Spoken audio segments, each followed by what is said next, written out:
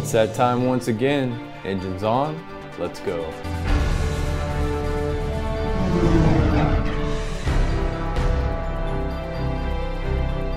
Welcome back to another weekly episode of The Whole Truth. My name is Wes, and my job is to bring you all the factual news you can handle every week in a concise format. Let's do the RSI website recap. This week on the website, you can pick up a few new Star Citizen patches. CIG has released a set for the general public as well as a special set for subscribers only. The subscribers only set features a bunch of the trademark ships we all know and love. I picked up one of each set and plan to do something with these in the future. I don't know what, but something. You might remember Chris Roberts promoting a game called Shroud of the Avatar that was up on Kickstarter a while back. CIG promised early backers for his friend Richard Garriott's game a special in-game crossbow, and we get a look at that crossbow this week. Along with these work-in-progress images of the crossbow, we get a look at the Star Citizen-themed Van Duel polearm that will be the early backers reward in Shroud of the Avatar. A little you scratch my back and I'll scratch yours action feels good. Dateline Session Part 9 is up and the story is just getting better. This week's episode comes with this tagline: New United reporter kills man during mission. Yadav claims self-defense, advocacy claims murder. You'll have to read it yourself to find out what happens. We get a new Spectrum dispatch titled Showdown, Hospitals Under Siege. In this fictional transcript from the fictional in-game series called Showdown, the host Aria Quint interviews Dr. William Gosha, a resident physician at the Galen Medical Center on Goss 3. The discussion is on an annual report showing a higher than expected number of infractions at medical facilities across the verse. Illegal activity is high because wages are low. The argument is whether to implement harsher punishment for violators or to fix the environment that creates these situations in the first place. That is another interesting read, and it helps us establish what the current state of the world in Star Citizen is. Reading these will give you a sense of what troubles affect the UEE today and what the political and social climates are like. In some rather exciting news, the Idris Corvette is dead. So says the update post about the new and improved Idris frigate. Foundry 42 is deep into the mission building aspect of Squadron 42, and the game's story needed a ship for the player to begin the game in. The Idris will fill that role. The Idris was required to carry multiple Hornets, and when the task was at hand, the team realized they just would not fit. The redesign takes care of this, and what a redesign it is. I think the Idris owners out there may be quite pleased with this. The flight deck has been expanded, repair operations are more supported now within the ship, medical facilities for the FPS segment were added, and much more. The ship is now a full 100 meters longer. Because of that size change, the ship is now a frigate instead of a corvette. If you already owned an Idris, you just got a massive upgrade to approximately double the ship. And get this, every single Idris now comes loaded with a small search and rescue ship. That is awesome. With the Corvette-sized ship gone, the designers are now working to add a new ship to fill the smaller Corvette role. I think this is a positive change. I can't see why any backer would really be irritated about this unless they're just unwilling to pilot and crew a bigger ship. These seem like great pseudo bases for entire organizations now. Our organization is currently fielding 3 Idrises, and since they just got double sized, I think we're going to need more members to join us just to crew these behemoths. As I pointed out last week, there was no Next Great Starship episode dealing with, well, the Next Great Starship, but they did release a special episode called the Dogfight Special. The Dogfight Special didn't really include much in the way of dogfighting though. What we got was a look at a couple of SciTech joysticks and some people handling the Oculus Rift. The best thing that came out of this episode was a shot of Chris Roberts' pew-pew face. On a more serious note, this seemed to be a bit like an advertisement for SciTech and the Oculus Rift. This was just intended to be a fun interlude until we get back to our regularly scheduled TNGS episodes. We can expect 2 more weeks until the real TNGS episode drops. That does it for the website recap. Let's see what's up with Wingman's Hangar this week. First up, Wingman let us know that they have successfully played the dogfighting module using the back end online. At first it was only 8 people max, and then they found out that was a CryEngine thing, and now they've blown that number out of the water and it's being expanded out across all the studios for playtesting. We get an inside look at the asteroid hangar. A lot of folks have been extremely interested in this, and now they can finally see what it's going to look like. The asteroid hangar will mostly be located in lawless space. They're being built in such a way as to make them feel smaller and like a place you can hide out in. The team working on the project stated that the Caterpillar and the Constellation will be about the biggest ships that can fit. They then explained that there are much larger ships though, and they need to take that into consideration for the future when the player will be able to purchase additional add-on rooms in the game. The version shown has an entrance and an exit in the ceiling via some retracting doors. The devs describe expanding the hangar for more space via an in-game function of approaching a specific node within the hangar and using your MOBA glass to activate the hangar service and perform these functions in an augmented reality fashion. There will be a construction time that you will have to wait on. You can also add specialty rooms, not just ship docks. The two that they mentioned were a shooting range and a stunt course for the buggies. We can break it down by starting with the room system. Chris describes this as being the foundation of all locations, not just hangars. This will affect shop locations and buildings on planets that you can go to. This will allow dynamic changes to occur based on the economy and other in-game factors. Imagine the layout being able to be changed on a popular planet because of a good economic run. That's amazing. The first application of this will be in the asteroid hangar. If you want an asteroid hangar, as of now, they come with the Cutlass ship. The official forum MVP of the week was Cynic for his thread Scenario 9 Mining Hazards.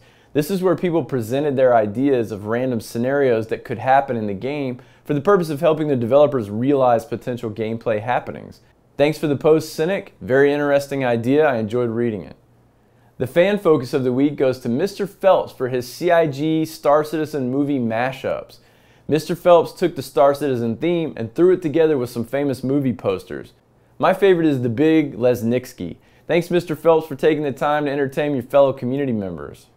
Wingman interviews the hazy thinker, Mark Skelton, about the asteroid hangar. Mark describes a little more of the creation process and his interaction with the team. Mark Skelton is always an interesting subject, and this interview is no different. You can check out the full interview in episode 62 of Wingman's Hangar. Let's do the forum Q&A. This week on the forum Q&A we have Wingman Eric Peterson and lead developer Rob Irving. Do we have a team in place to combat cheaters in the persistent universe? Rob said it's something we're discussing. Right now, at launch, we don't really need to worry about that as much, but we're aware of it and very concerned. What kind of controller support are we going to have in DFM version 1? Rob says, we're starting out with HOTAS support. Not necessarily every package up front, but we will be adding more over time. We will have some profiles set up, I'm sure, and we'll let users customize them. Can you elaborate on what you mean by private servers? Will people be able to host their own persistent universe, or will it only end up being something like a DFM server? Rob said it's more freelancer style. You set up your own mini persistent universe with a smaller player set. It's not the same scale. How will aspiring bounty hunters be able to track player characters with bounties on their heads? Rob said there's a thing called the person of interest system that we're working on that will enable you to hunt people down rather than just bumping into them accidentally at the mall. In Jump Point, Chris and Nathan comment about folding wings on the Avenger and a version with a jump seat. Are these designs still in the works? Rob said, what you see in the Jump Point magazine is the work in progress. You see the designing of the ship. A lot of these notes that you see at the beginning are ideas that come out during that process. What the artists build may change along the way. What you see at the end is the finished, approved version of the ship. If the main Squadron 42 story will be released as episodic content, what does that mean for the player between episodes? Will the character receive citizenship and leave the military after the first episode? If not, how will it be handled if the character is still enlisted? This is a weird question. I think Rob handled it pretty well though. Rob said, well, Squadron 42 is going to finish before the persistent universe goes live. Basically, the reason we're pushing out episodes is so we can get content to you as quickly as possible. Will there be a criminal code for the entire universe, or does every system have its own law? Rob said in the UEE, there's one rule set. It's a unified government. The Xi'an will have different rule sets, and the Banu. There may be locations where they have their own local rules to add on top of that. If I land on a planet and get out of my ship to explore some ruins, is it possible for someone to hack the lock on my ship and steal it? Rob said no, we're not going to let people steal ships in that way.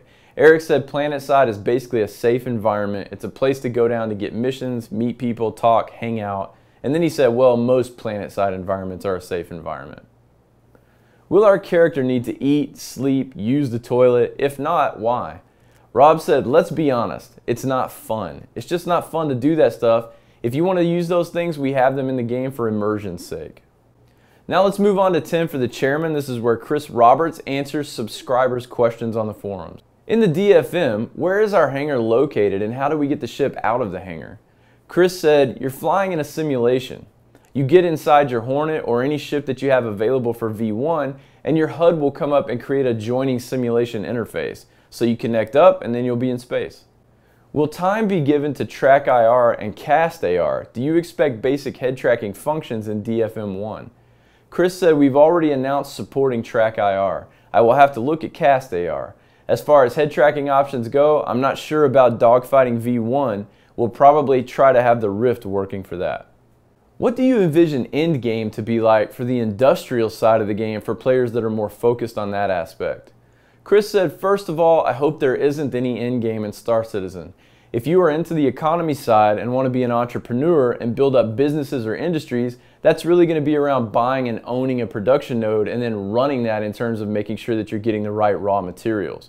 Perhaps you can expand and buy another node somewhere else and then build an economic empire. In that case, I think you would be spending a fair amount of time managing the resources and hiring other people to do a lot of the work. Will I be able to set aggression statuses in relation to myself and my organization? Chris said the game tracks all relationships between organizations, either NPC or player-run orgs, and it tracks whether you're friendly or not. All of that translates to when you're flying around. In your radar, you will see friendlies, greens, and hostiles, red. The status or relationships between organizations is mapped to friendly, not friendly, neutral, and that maps to colors that are in your HUD. Will the Mustang or other ships that are not yet available be made available before the alpha? I have no idea what this question means since we're already in alpha, but Chris said, we are working on all the announced ships on some level. For the dogfight module, there's a lot of extra work including damage states and LODs. Once they're built and put in the engine, then we put them in the hangar and then you can fly them.